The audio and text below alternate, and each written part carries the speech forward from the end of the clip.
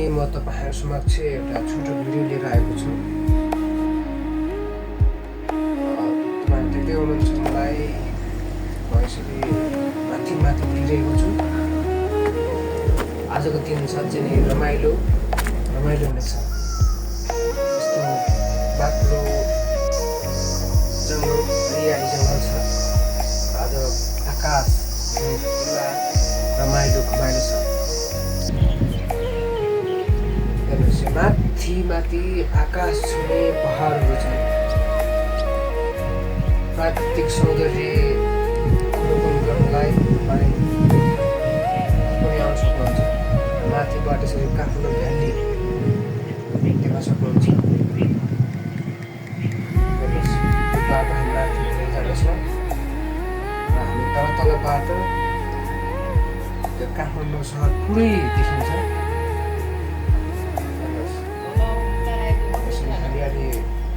वातावरण धेरै मान्छेहरू घुम्न आउनुहुन्छ यतातिर।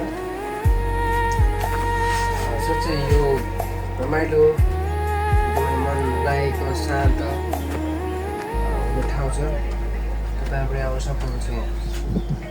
र माथि गएपछि तपाईँ देख्नुहुन्छ यति ठुलो पहाड छ। यो चाहिँ आकाश छुने पहाड जस्तो लाग्छ। यति ठुलो पहाड छ। यो चाहिँ माउन्ट अफ मोरिया जस्तै तल चाहिँ बस्ती छ। तपाईँ रमाइलो वातावरण देख्नुहुन्छ। र यो चाहिँ विशेष गरी ठुलो पहाड छ र पहाडको साइडमा चाहिँ हामीले यसरी हरियाली वातावरण देख्न सक्छौँ। हरियाली दृश्यहरू देख्न सक्छौँ।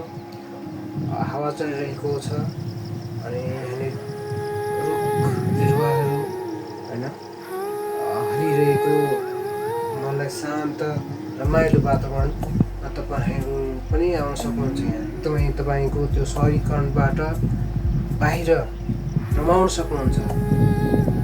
यहाँबाट साँच्चै रमाइलो दृश्य देखिन्छ।